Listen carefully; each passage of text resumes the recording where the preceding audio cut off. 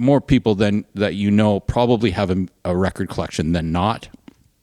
And I can say pretty honestly, in like 1999, that was not the case, right? Yeah. It was CDs or nothing. Yeah. And then it was like when the iPod came out and downloading came out and Napster for free. Yeah, and I'll be the first to admit, like, I have none of my old CDs. Yeah, I have maybe 10, Yeah. and I had Right, boxes of them. yeah, But yeah. like they all got scratched, or like I would put them in those like CD Binders? like not even a binder. This is how lazy I was. When you could like buy the burnable CDs, Yeah. like the 100 stack. Oh, yeah, I would yeah. just stack all Spindle. my And a CDs spindle. on a spindle, Yeah, and I yeah. would just like put that spindle in my backpack. Oh. So they got chewed up and yeah. scratched and this and that, and they were kind of like.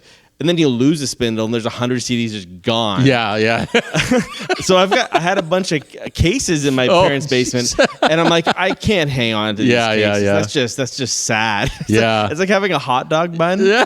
With no wiener. with no hot dog. That's hilarious. So I got rid of those, but I've since repurchased a lot of my favorite CDs. Well, that's great. Because I know that CD was important to me. Yeah, I think what downloading did was the convenience of having it for free devalued music.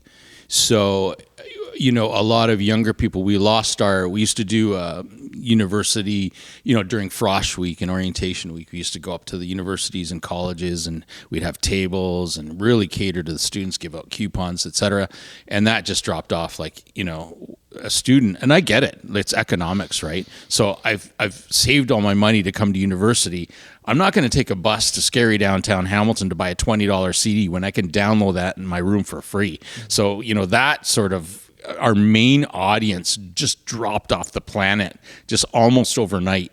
As soon as, Napster went viral, as they say, there goes our audience. There goes our audience. But, what people realize is, the value of music declined in a sense that people got the idea that music should be free.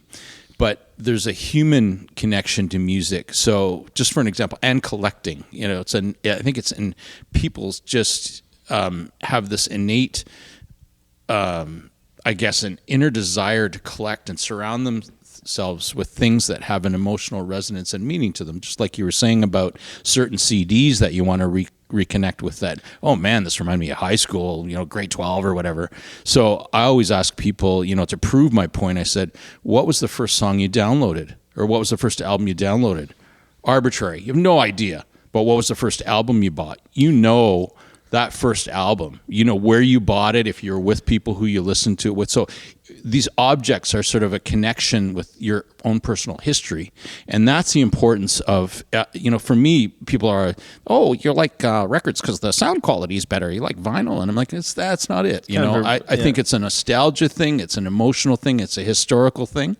So, I have thousands of records. And I could probably tell you, with a 99% percentile where I got each one and who listened to it with me. And when I DJ, I still DJ with vinyl, right? Because it's a throwback. I do an 80s night, and man, I'll put on a song and it'll just take me back to when I first started DJing. I'm like, I could smell the stale beer and at the time cigarettes in the room when I was DJing with this vinyl. So I think that's the connection that's really, really important to a lot of people about music. It's about a personal history and it has a social aspect to it.